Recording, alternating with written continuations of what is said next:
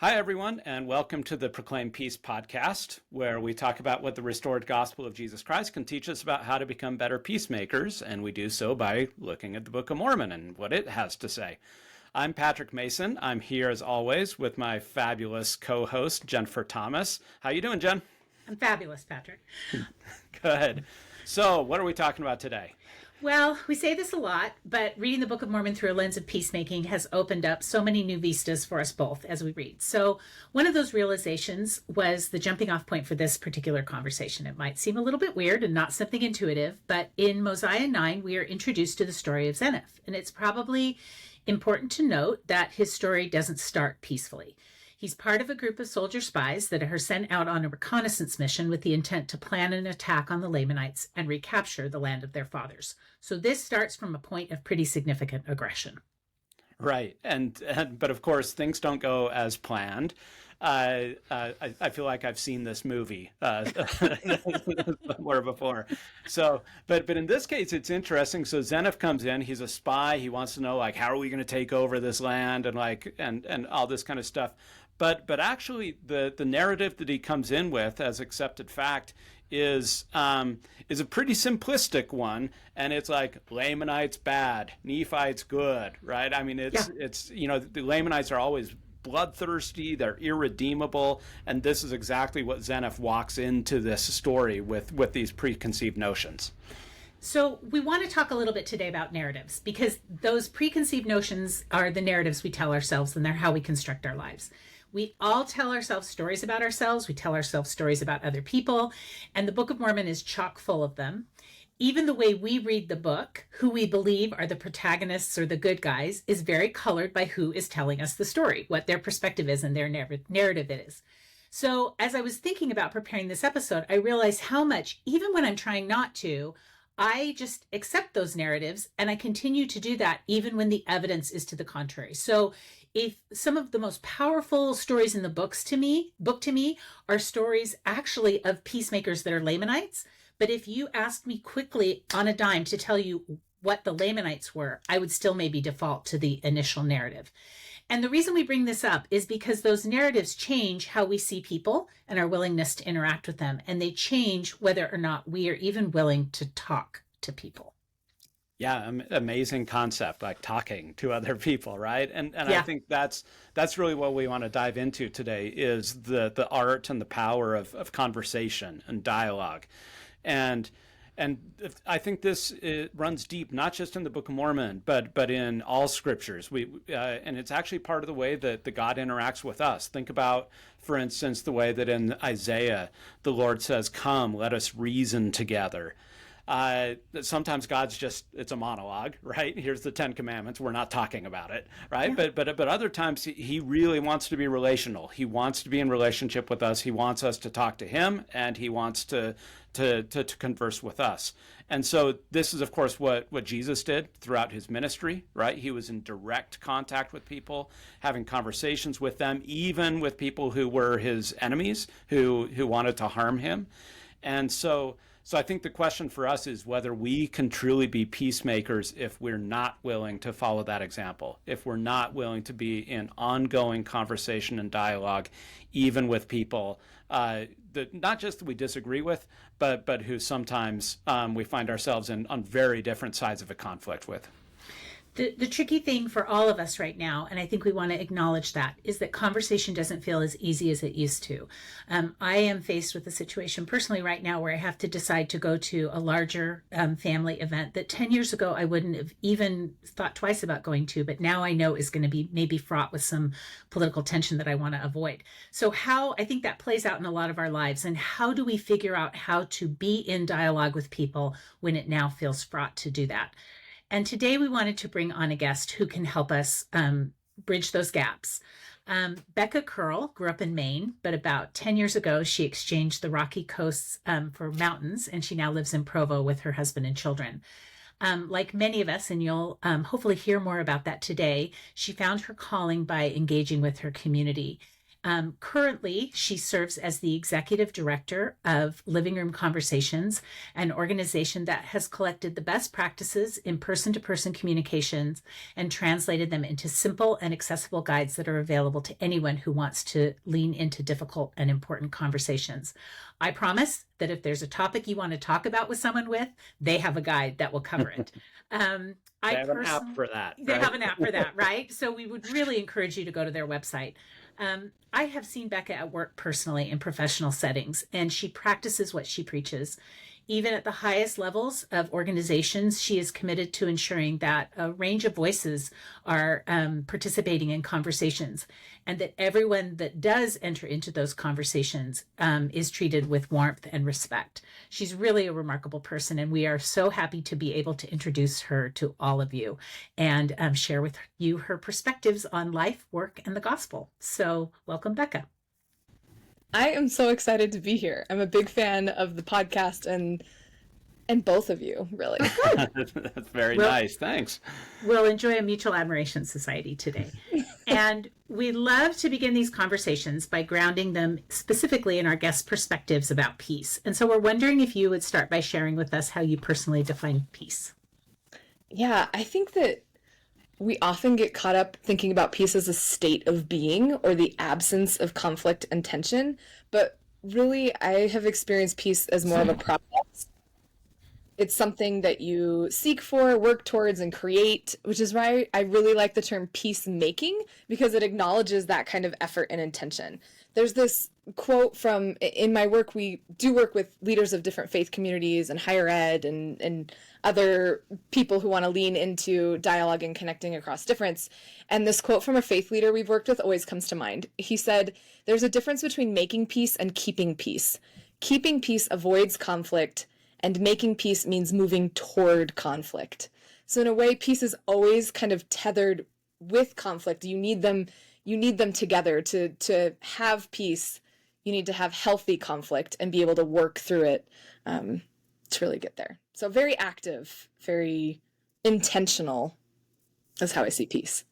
I like that definition a lot, and I think that it's a really helpful distinction between peacekeeping and peacemaking, and of course, Jesus invites us to be peacemakers, right? Not just peace lovers or peace observers or peace admirers or something like that, but to be very active, like you said. So tell us a little bit about you've sort of gestured towards this in terms of talking about your work with faith leaders and higher ed and other kinds of things.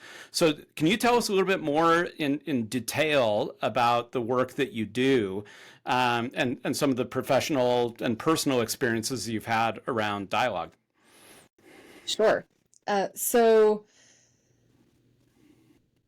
I really stumbled upon dialogue once I moved to Utah. So I've been here for about 9 years now, lived in a couple different places. I'm from Maine originally, and I was working at a women's shelter here. And part of that experience is this really in-depth training. You have to do several hours of training to be able to work with the women and their families. And they talked about the high incidence rates of domestic violence in Utah, which is higher than the national average. And all of these other statistics and things that I kept finding myself saying, I had no idea. And why aren't we should be talking about this. Why aren't we talking about this more? And so it was kind of interacting with different populations. I did some work with English as a second language. I worked in special education. I've had kind of a varied patchwork background professionally. But over and over, I find myself saying, why aren't we talking about this?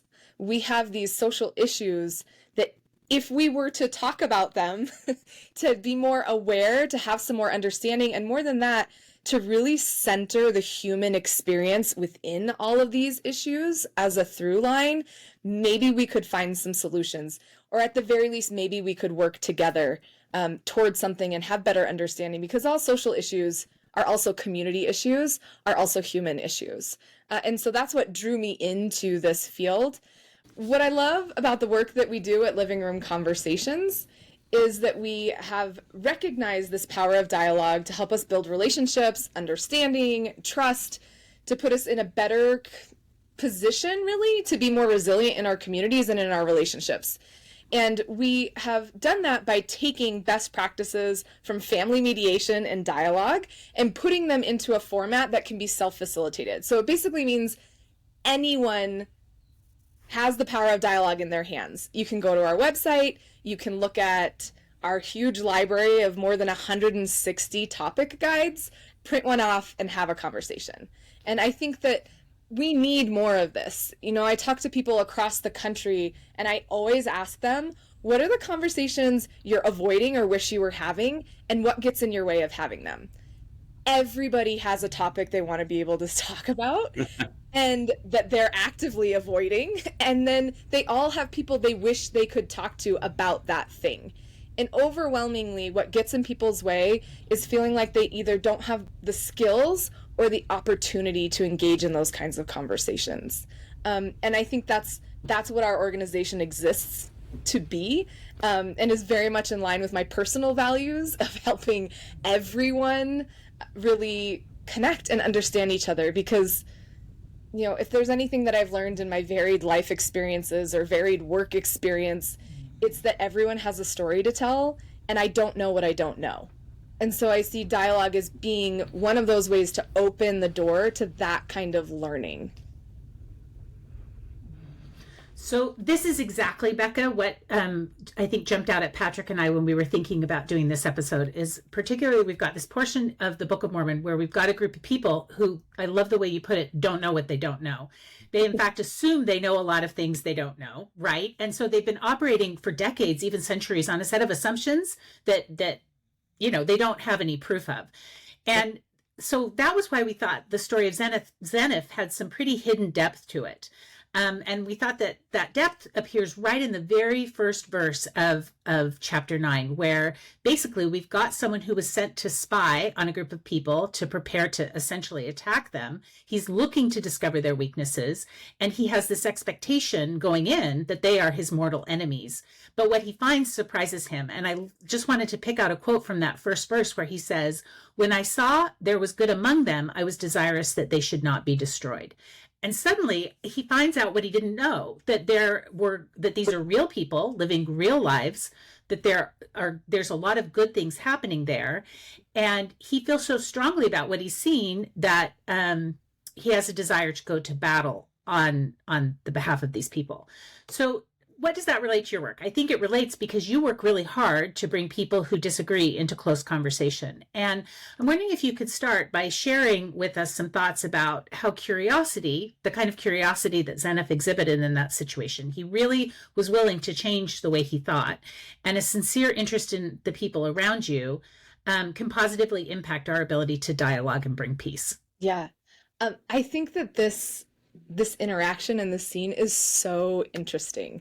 And one of the things that jumped out to me as I was reading this was, you know, I kind of went through and was looking at how do we talk about Lamanites, or how did they talk about Nephites? What are kind of the different adjectives and the things that kept coming up and coming up? Yeah. And I think over and over you see bloodthirsty, lazy, idolatrous, like eternal hatred with the Lamanites. And then the Nephites, they just go forward in the strength of the Lord. Like that's what they're supposed to be doing. They battle, and then you look at, and so I think the first time that I noticed bloodthirsty being associated with a Nephite was actually with the captain who had sent Zeniff in as the spy. And he comes back and he describes him as an austere and a bloodthirsty man, and then they have this kind of battle. But what I think, going back to curiosity, what I think is so interesting here is that Zeniff goes in with a learning mindset, which is really critical to dialogue.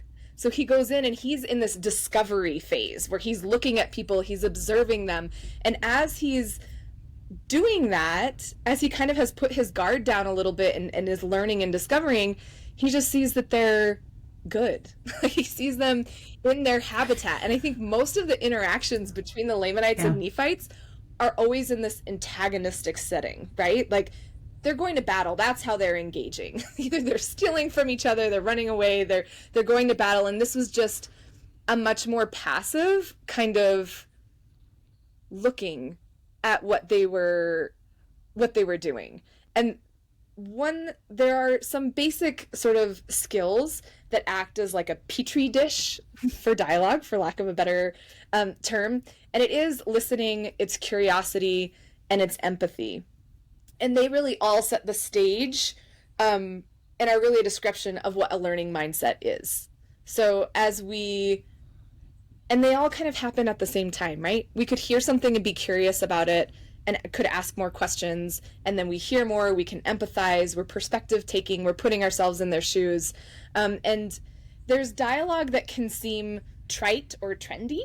I had a friend who I hadn't seen in years and ran into him, and when he asked what I was doing, I mentioned the word dialogue, and he just started laughing. And he's a lawyer, and so maybe they throw the term like, we need to dialogue about this, and he was just like kind of this giant like full body eye roll about the idea of dialogue. But what dialogue actually is a co-creative experience. It's the people who are in the room together, each practicing those skills and learning something from each other. And so the only goal is really better understanding and to be better connected. And so it kind of, curiosity is one of those seeds that then can lead to more sincere interactions, more sincere understanding. And you see Zeniff leaning into that, which is so great because you don't see a lot of that. There's a lot of exhorting that happens as far as interactions go with Lamanites and Nephites, but you don't really have an instance like this where he's just kind of watching them and saying, actually, I don't think that we should go to battle. And so much so, he's so convicted of this that there's this infighting where the majority of their party dies of the group that went into the land of Nephi, and then they all go back home as sort of a failed. Yeah, I think it's so interesting as you talk about. I mean, that over time, especially by this point in the narrative, the only way that Nephites and Lamanites actually interact with one another is in these kind of antagonistic modes. Basically, when they meet in battle, right? Otherwise, they're just telling stories about each other. And I mean, it reminds me at a previous university I worked at, I was in a department where every department meeting felt like a battle. Fortunately, people did not bring actual weapons, but there were a lot of word weapons that were being used. And literally every month in these monthly meetings, I mean, people had their positions that they staked out. Every meeting turned into an argument, sometimes with raised voices. We could get very little done, right? But then every once in a while, we would do something else. Like we would bring in job candidates. We'd all go to dinner together, right? We're not in a department meeting. And actually sitting around and having dinner, it's like, oh, wow, these are actually like interesting people, right? Who are, people didn't come with their weapons of war ready and their positions, right? We were just having dinner. Or sometimes I would see them in their context, right? Go to if they were delivering a paper or giving a talk or something, I'd be like, oh, wow, they're really good at what they do, right? So like what I see in the department meeting is only like this fraction, but that was oftentimes the only place where we met each other was in this position of heightened conflict and sort of staked out positions.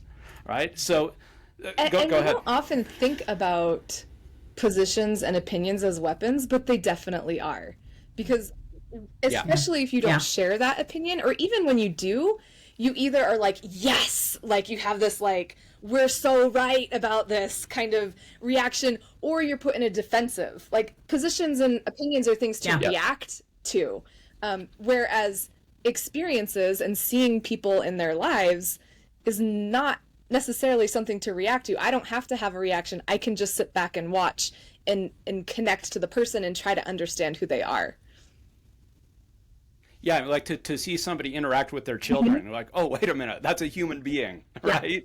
That they have these kinds of relationships just like I do. And so, I mean, this is what we see over and over and over with the Nephites and the Lamanites is the Nephites will just say something, and we get it in the record. It's a mostly Nephite record that we have here, right? So they'll just say something about the Lamanites, which is like an eternal fact, right? It's just about like the DNA of who all Lamanites are, always and in all time, this incontrovertible fact, except for the fact that like 5 chapters later, that fact gets undermined, right, by the Lamanites' own behavior or something like that. So the record itself is constantly. I think this is part of the brilliance of the Book of Mormon. Actually, is it's constantly sort of challenging the very narratives that it presents, and so how. Can you tell us a little bit about this? I mean, we all do this. We all live with narratives. Human beings are storytelling, story creating creatures. We probably have to live with narratives, right? It's how we make sense of the world. It's how we make sense of relationships. So how do we do this in ways that are positive, right? I mean, I have to have a story, or maybe I think we probably have to have stories about other people and about relationships and organizations and all these kinds of things. We just live in narratives. How do we do this in a way that bridges divides rather than reinforces kind of tribalism and reinforces prejudice? So how can we make our narrative building, our storytelling proclivities as human beings, a tool for peace building rather than tribalism? I'm going to answer the question 2 different ways. So first, I'm going to I read this lovely book called Inspired by Rachel Held Evans. And one of the things she said in the book has stuck with me forever. She said, a relational God gave us a relational text. And so I think one of the ways that we can practice this sort of perspective taking or narratives or checking for narratives is just by reading the scriptures, just noticing and asking yourself questions, because these things take practice. And so this is a great way to practice. And I remember, I don't know upon which reading of the Book of Mormon it was, but early on with Lehi's family, I started noticing these different reactions to the same circumstances, where Nephi would react one way, Laman and Lemuel, who are sometimes just joined together, react another way. Like they're one brain. It's kind of it's sort of the early phase of dehumanizing, right? They aren't individuals anymore. They're just a collective. Absolutely. Right? And there's this one section where they're talking about their journeys in the wilderness. And I'm just going to read them because I think it's good practice to kind of think about both of these accounts. So the first is from Nephi, where he says, this is in 1 Nephi 17, verses 1 and 2. And he says, and we did travel and wade through much affliction in the wilderness, and our women did bear children in the wilderness. And so great were the blessings of the Lord upon us, that while we did live upon raw meat in the wilderness, our women did give plenty of suck for their children, and were strong, yea, even like unto the men. And they began to bear their journeyings without murmurings. And then a couple verses later, we have the other side of that coin, where they say, Laman and Lemuel are complaining, and they say, we have wandered in the wilderness for these many years, and our women have toiled, being big with child, and they have borne children in the wilderness, and suffered all these things, save it were death. And it would have been better that they had died before they came out of Jerusalem than to have suffered these afflictions. Behold, these many years we have suffered in the wilderness, which time we might have enjoyed our possessions, and the land of our inheritance, yea, and we might have been happy. And so it's like, it's the exact same journey through the wilderness, right?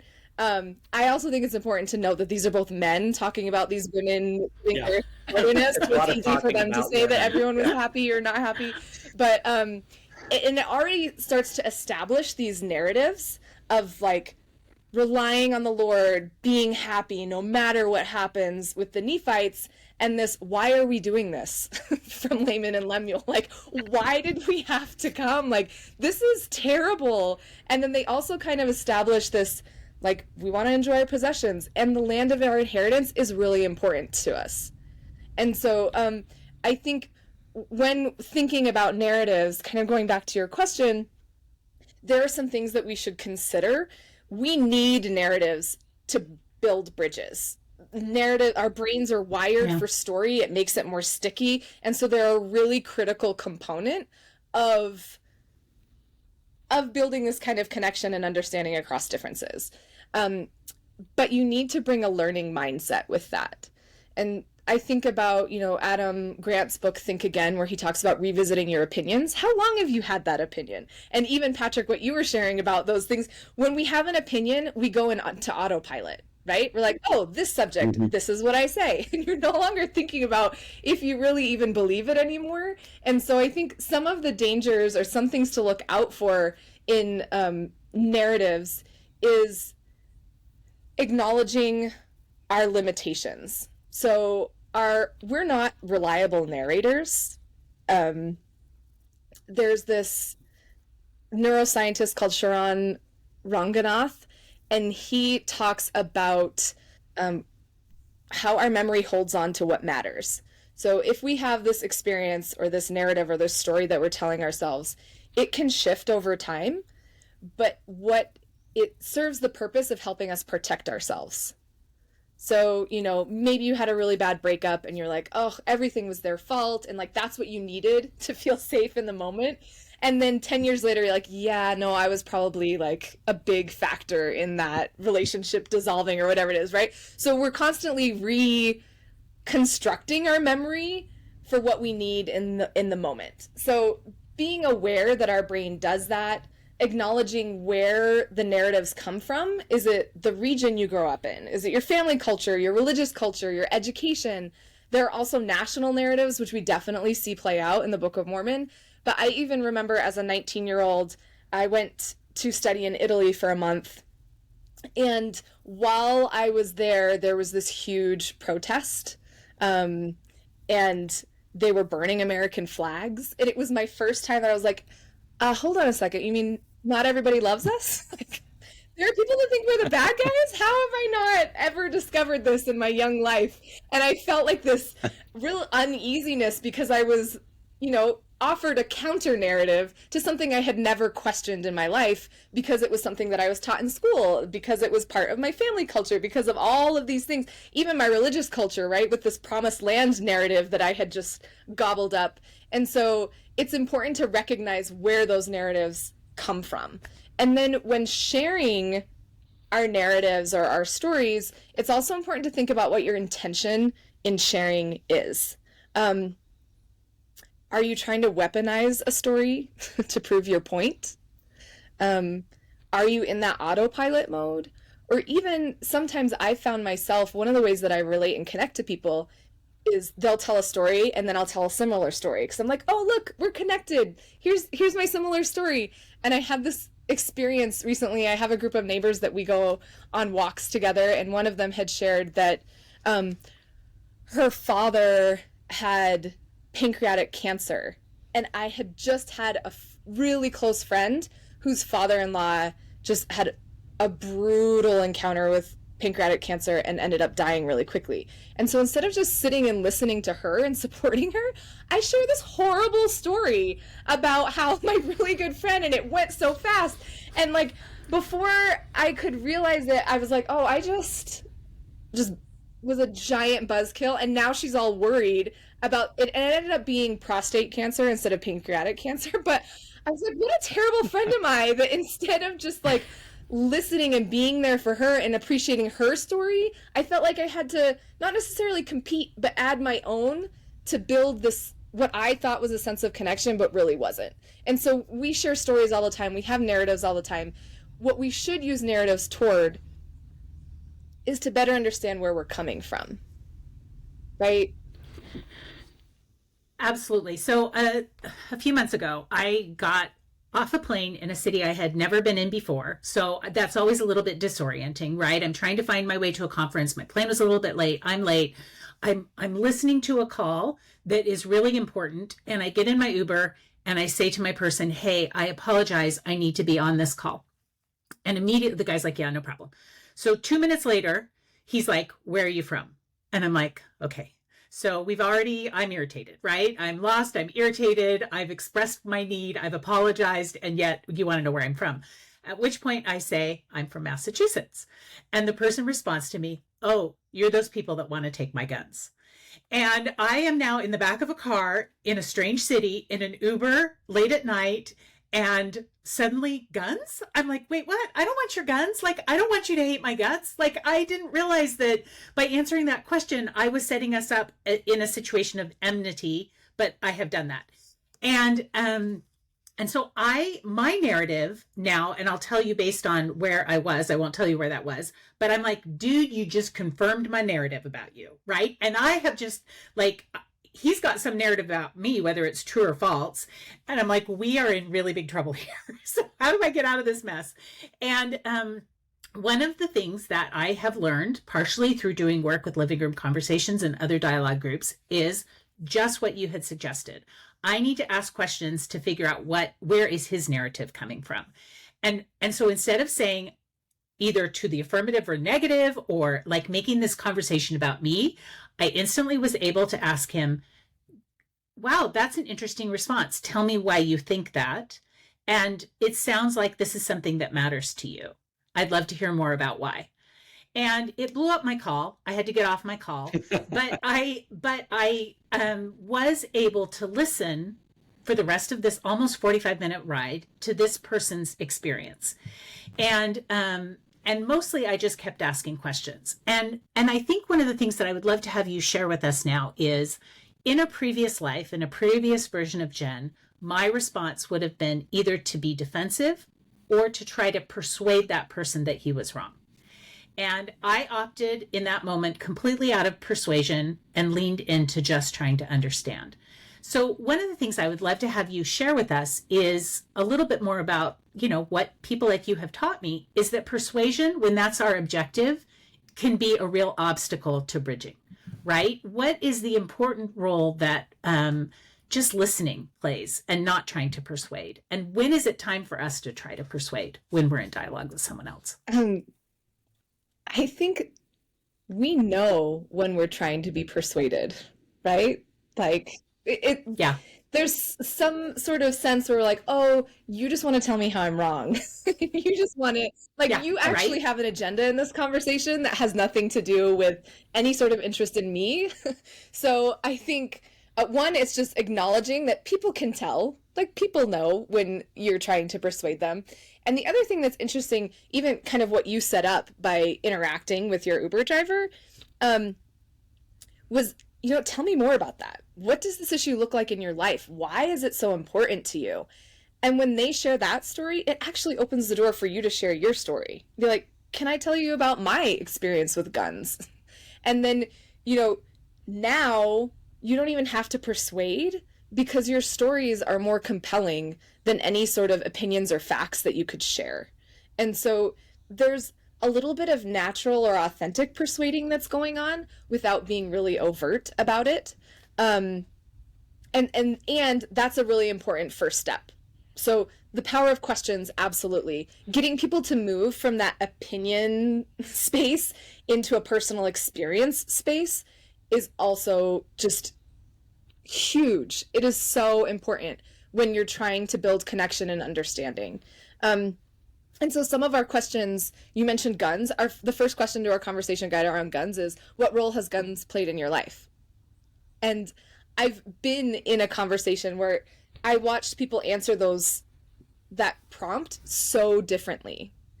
And every time, it's just such a different so response. much, and every time it was like, oh, if that was my experience, I would feel the same way.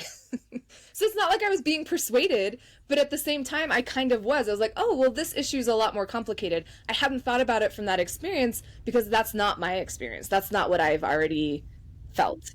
Well, it sounds like it's inviting you to enter a position of empathy, right? Instead of a position of defensiveness. Like if dialogue goes well, we're inviting people into an empathetic relationship with each other, which is really important if we then want to build peace together. We have to at least understand where the other person is coming from emotionally and relationally. And it just kind of establishes that good faith effort. Like, I care about you as a person, not your position on this issue. And I want to understand you better. And then I also get to understand the position of the issue. And when I understand how much you care about it, I'll naturally start to care about it because I care about you. And so it's very different. Yeah. There are forums for persuasion. And I think especially when there's harm involved, there's threats of physical violence. Those are all places where, you can move out of that space. But I feel like you still need it to some extent. Like, you still need to be able to understand why that person feels the way they do. It really brings to mind Megan Roper Phelps, who was part of the Westboro Baptist Church, which is a very sort of aggressive, activist sort of church. And she sort of became de-radicalized just because people engaged her on Twitter, because they asked her questions and why do you feel that way? And it was enough for her to realize, oh, she kind of found holes in some of her thinking and how she was acting. And so she wasn't being persuaded directly. It wasn't people pushing back really hard on her. It was people being inquisitive that totally changed her life. I think sometimes we move into dialogue and unintentionally prove someone else's worst perceptions about the tribe that they think we belong to, right? And what dialogue to be effective, what we have to do, instead of just initially like, I'm going to lay out my position and prove that everything you think about my tribe is what you actually thought about my tribe. I think when we're not so interested in defending a position, but we're interested in relating to people on a very human disciple level, those are actually the moments when almost immediately we disarm what people think about tribes as a whole and are able to interact with people on a very human, individual level. And how Christ-like is that too, right? Yeah, exactly. It's seeing people as an individual rather than as just a representative of a tribe that I don't dialogue with and don't like. All right, so in the spirit of curiosity and dialogue, this is all lovely, but I could imagine a listener saying, this all sounds great, but what about the things that are actually true, right? That are not just a perspective, not just an honest difference of opinion, but like some things are actually capital T true. And I'm not going to dialogue about that, like to legitimate somebody else's point of view. So let's say that you're a religious person, right? Probably a lot of listeners to the show are, right? And you really believe that there's a God in heaven. And you know that there's atheists out there. You know that your neighbor or your coworker does not believe that there's a God in heaven. But for you, that is absolute. And you would say, it's not just my perspective, right? It's not just my experience. And we could even think about things that might be even more empirical. But for people, it would say, like, I know that there's a God in heaven. When you say that there isn't, like, I can honor your place in society, right? I'm not going to try and like throw you in prison or something like that for your atheism. But this is capital T truth that we're talking about, or talking about, the 10 Commandments or something. Like, you can't say like adultery is good, right? Like, I don't want to have a dialogue about that. So how does dialogue not water down truth? That's a really interesting question. I have all these kind of thoughts in my head as you were talking. One is that there is a role in dialogue about shared values. So if you can connect across shared values, that can open up some things in dialogue. And so maybe whether I'm a, committed Christian or an atheist, maybe we have some shared value that could start to like bridge a little bit. And then it's like, this is where I've learned the value and this is what I care about. I think another thing that's interesting is research shows that what we accept as truth is really more based on our gut than on any sort of facts or empirical evidence. And then we collect evidence to reinforce what we believe. And so knowing that is in place, doesn't really play out necessarily with the God. The extreme example Patrick offered. Yeah, that it would be impossible to take down. Like people who maybe are concerned about climate, like where I can find a fact and then I'm going to do everything that I can to support it. That's just flat Earth. That's just how we create stances and positions. But I do think that when you are sharing from your experience, people can tell, because your emotion comes through and it's caring and it's something that I've lived. And it's a lot harder to negate or contradict something that someone has lived than it is something that they just say they believe. I had this experience in high school where I was one of the only active members in my high school where I grew up. And I had my boyfriend at the time was Jewish, but also was not interested in God at all. He was more culturally Jewish than anything. And then another friend who also didn't attend church and wasn't really religious, and we were talking about I don't even remember what we were talking about, but the opportunity presented itself, and I just started talking about what I believed in, and I started getting emotional, and I was crying because I cry really easily, and this, I think it was actually an ex-boyfriend at the time, was just kept like pushing and being like, yeah, but there's no proof and all of this stuff. And then the other friend kind of stepped in and he said, just look at her. Can't you tell she believes what she's saying? Like, it's not about proving one thing or another. You can tell that she believes what she's saying and she has conviction. And I think that when you are able to bring experiences in, even though it's like you don't want to debate the big T truth and whatever anyone claims is their truth, when you can add layers and depth to it, to what I've actually lived and experienced, it's a much stronger position in a way. And people can sense and feel your conviction, and they can sense and feel your sincerity, especially if you're not in sort of a combative thing, but just, can I share what this has meant to my life? Like, can I share this experience that really helps to explain why I believe this so strongly, that is really effective. Yeah, so it's ultimately, I mean, in that moment, it's more about your shared humanity, right? It's not about, like, at least in this moment, in this conversation, we're not trying to prove anything. We're relating to each other as human beings, and we're probably not going to persuade each other. But that's actually not what we're even trying to do in this moment. And in that moment, I could have started sharing Albert Einstein quotes about how he believed in God and how, like, there's no proof that there is no God. Right. Like, that could have been my tact, and like, it wouldn't have gone very far. But instead, by saying, this is why I believe this and feel such conviction, it's more compelling and it's more true, instead of me having entered in that more combative state, which I've definitely done in the past, right? Like, trying to grab evidence and things that might be compelling that would back it up, rather than just relying on, this is why I feel this so strong, especially when you're talking about religion. Yeah. So one of the things that jumps out at me about this is is that most of the really remarkable things that human beings have accomplished are collective enterprises, right? They're things we have done together. And one of, I think, the failures of our age as we move into a very polarized, combative society is that people think that the only way we can construct something together is if we all share the exact same worldview, if we all have the exact same ideological framework. Like, that is the only way that human beings can work together, is in absolute symbiosis.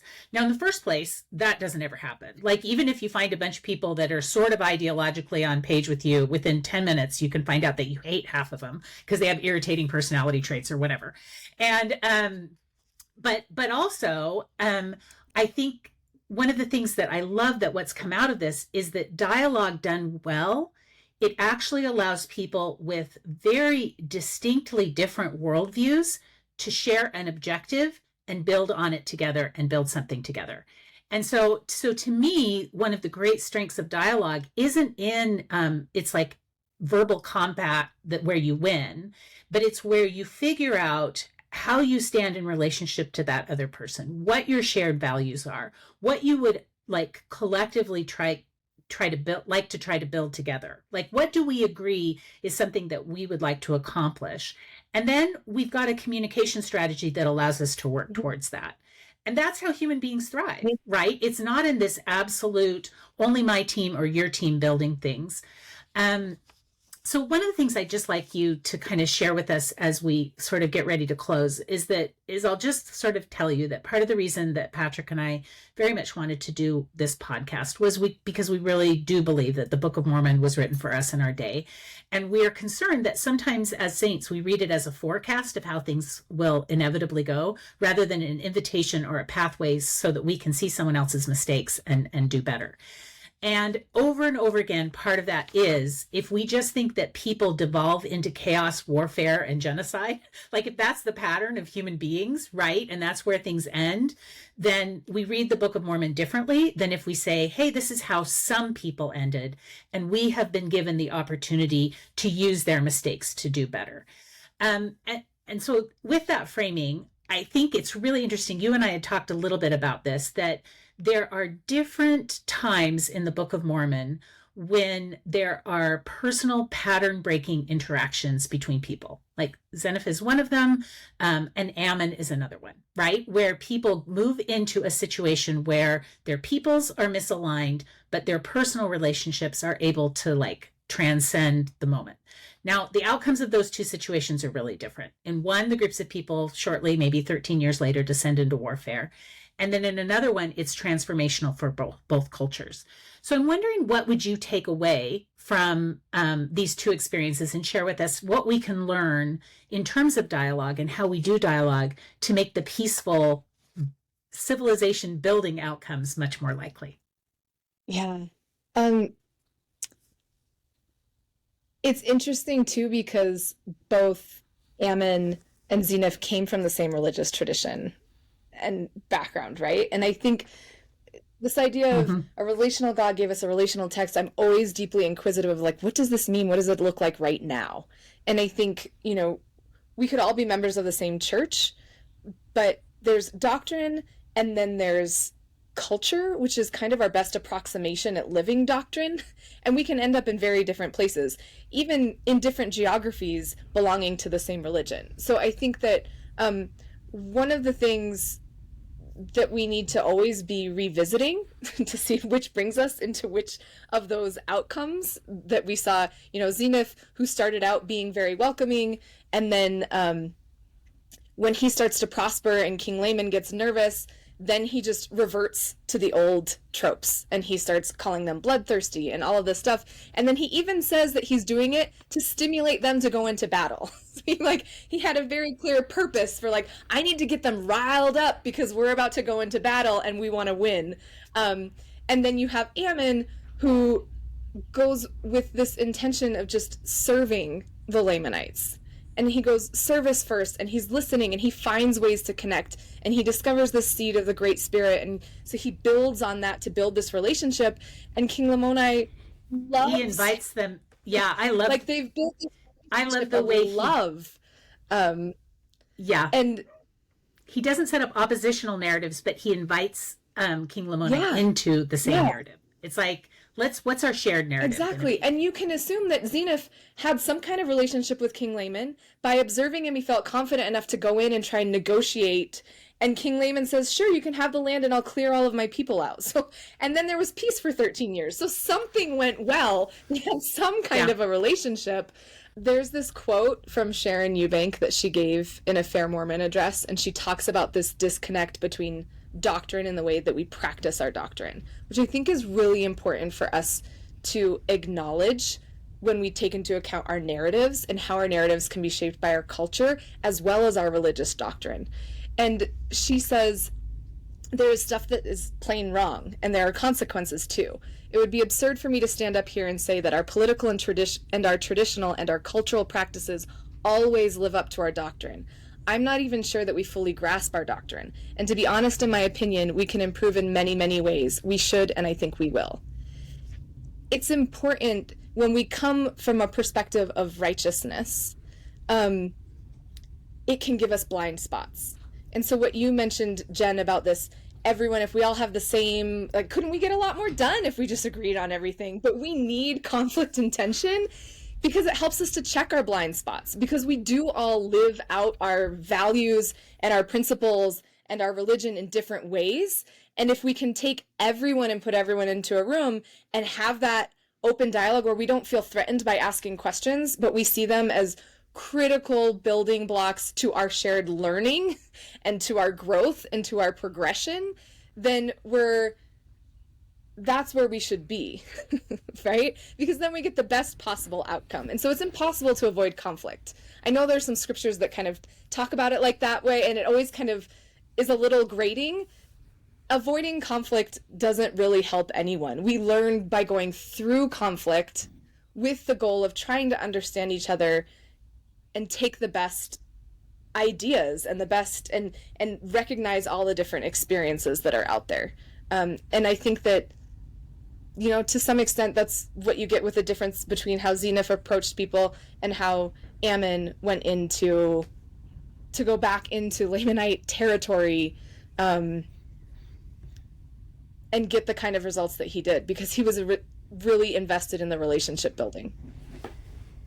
And dialogue is critical to relationship building. Yeah. Yeah, and I like how you suggest that the the questions that we go in, the stories that we go in, maybe one way to check ourselves is to really be self-aware about where might those stories take us. Right? What's the kind of logical end? If I keep pulling on this thread, where does it go? And as you said, with Zeniff, his story changes, and we don't have all the details, right? It's just a few verses and everything, but it does this remarkable moment of collaboration transforms into conflict, and he does not go into battle saying, you know what, remember those past 13 years when things were really good between us, and you know what, they're probably better than you think they are. Nobody ever goes to war saying the other side is probably better than you think they are. And so I think that's one practice that I could use in my life, certainly. Like, okay, what is the story I'm telling about this other person, this other group, this whatever, right? And if I pull on that thread, where's that eventually gonna lead me? Does it lead me to more compassion and charity and understanding for that person? Or does it am I building bridges, or is the canyon going, getting bigger and bigger between us? And I'm just going to add that my takeaway from this conversation, Becca, which I love, is that if my cultural narrative is in conflict with my doctrinal narrative, if the voices from my culture are telling me things that conflict with the things that my doctrine tells me, then I'm going to make a commitment to pick the doctrine, to pick the love my neighbor, to pick the things that the doctrine is telling me God wants me to do. Yeah, it's a choice. That's the choice that Ammon makes. It's the but unfortunately, it's the choice that not enough Nephites and Lamanites make throughout the course of the book. So, well, Becca, we could talk about this all day. I mean, I'm so fascinated. I'm grateful with all the work that you're doing with Living Room Conversations. I think it'd be awesome for listeners to go check it out, to check out your website and look at those 160 conversation guides and just see where it can help them in their own lives. But as we wrap up, we want to ask you the same question we ask all of our guests of where and how do you find peace in your own life?